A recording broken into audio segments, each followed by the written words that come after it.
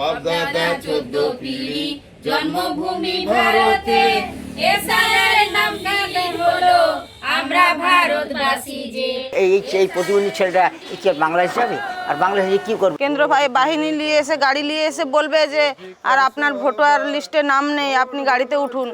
তাহলে কি আমি রোহিঙ্গা না বাংলাদেশি? বাপদাদা 14 পিঢ়ি জন্মভূমি ভারতে এসআইআর নাম কি হলো আমরা ভারতবাসী যে এসআইআর নাম কি হলো।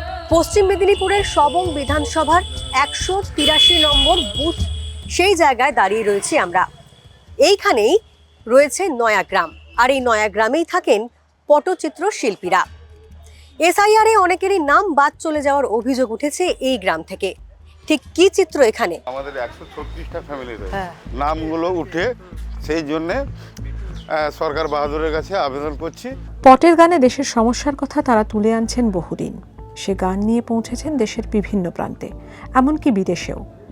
এ রাজ্যের অভিজাত মহলে তাদের পটের কাজ আদৃত। তবে এসআইআর এর গোলক ধাঁধায় এখনও ঘুরে মরছে চিত্রকর সমাজ। যাবতীয় নথি এমনকি পাসপোর্ট দিয়েও ভোটের খাতায় নাম তুলতে পারেননি নয়াগ্রামের পটুয়ারা। আমাদেরকে কেউ কেউ বলছে, বলে কেন্দ্র বাহিনী নিয়ে এসে গাড়ি নিয়ে এসে বলবে যে আর আপনার ভোটার লিস্টে নাম নেই, আপনি গাড়িতে উঠুন। বলছে আমরা রোধ করতে পারবো না। তখন কেউ বলছে আমাদের যে তুলে নিয়ে গিয়ে নদীতে কুমিরের মুখে ফেলে দেবে। তাই জন্য আমাদের প্রচুর ভয় লাগছে, আমরা কান্না করছি।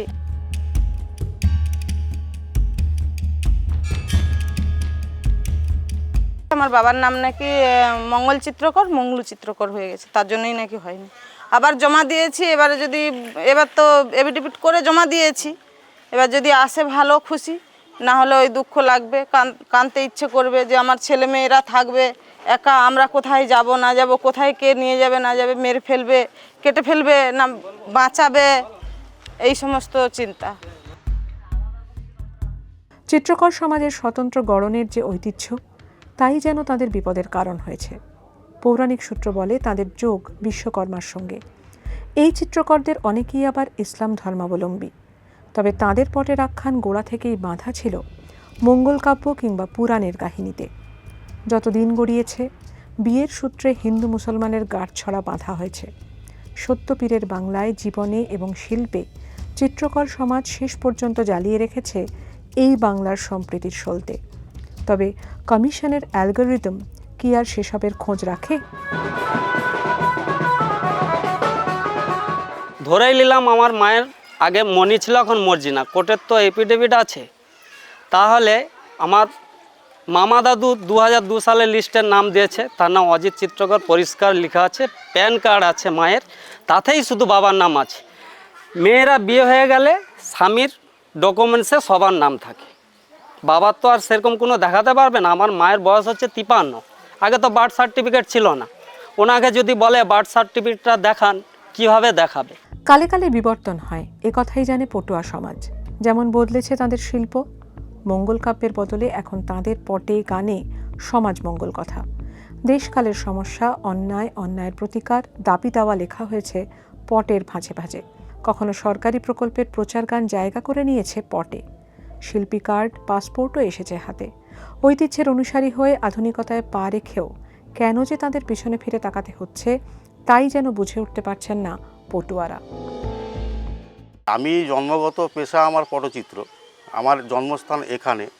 তো বাবার কাছে কাজ শিখেছি, আমি জন্ম থেকে বাবার সঙ্গে ছিলাম, সব কিছু পেশার মধ্যে যুক্ত আছি। আমার স্ত্রী মেদিনীপুর টাউনে ওনার বাপের বাড়ি, কিন্তু উনি জাতিগত পটুয়া নয়। উনি আমার ফ্যামিলিতে এসে কিন্তু ওনার নামটা ঠিকই আছে, কিন্তু আমার নামটা ডিলেট। আমি জাতিগত পটুয়া, তবু আমার নাম ডিলেট। তাহলে কি আমি রোহিঙ্গা না বাংলাদেশি? ধর্মের মেলবন্ধন, নামের বদল পটুয়া সমাজে সহজাত। এতদিন এই ঐতিহ্য উদযাপন করেছে গোটা বাংলা, এখন যেন ব্যতিক্রম। এসআইআর যত নাম কেটেছে, তত মোকাম নড়েছে চিত্রকর সমাজের। নয়াগ্রাম জুড়ে প্রশ্ন, ভোটের খাতায় নাম কাটা গেলে শেষমেশ পেটে টান পড়বে না তো? আরও কিছু লোক বলে কোনো ঠিক হবে না, আর তোমরা ভোট দিতেও পারবে না, আর তোমাদের সব কিছু বন্ধ হয়ে যাবে, তোমরা কোনো সুযোগ সুবিধা পাবে না, তোমরা বাইরেও যেতেও পারবে না।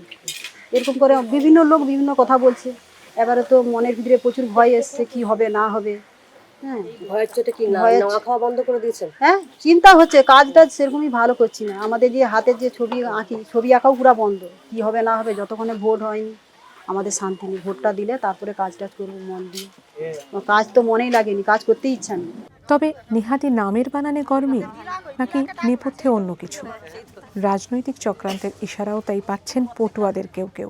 এখানে বেশি একদম আমাদের পুরো পাড়াটাই টিএমসিকে ভোট দেয়, হয়তো সেই জন্যে দেখে দেখে ওরা এই পাড়াতেই বেশি করছে। ভুল কম বেশি প্রত্যেক জায়গাতে থাকে, আমাদের এখানে বেশি ভুল, অন্য জায়গাতে কম ভুল, কিন্তু কম ভুল সেখানে কোনোটাই ভুল নেই। মানুষ কি মনে করবে যে পাশের বাড়িতে নাম ঠিক আছে, আমার বাড়িতেই 4টা ডিলিট, মানুষ কি চক্রান্ত বলবে না, কি বলবে এটা? আপাতত কেউ ট্রাইব্যুনালের দ্বারস্থ, কারো ভরসা আদালতে।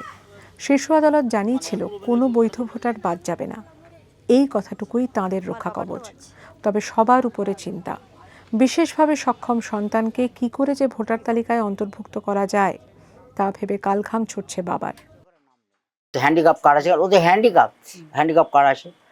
ঠিক আছে, তাহলে তোমার আমাকে বলে তুমি তো বাবা, আমি বলি হ্যাঁ, না তাহলে তোমার এই জিনিসগুলো দিয়ে আমি কী দেবো? না Aadhaar card, PAN card, voter card, হ্যাঁ, তারপর হচ্ছে আপনার 2002 সালের যে ভোট দিয়েছে তার নাম লিস্ট, এগুলো সব দিয়ে দিলাম।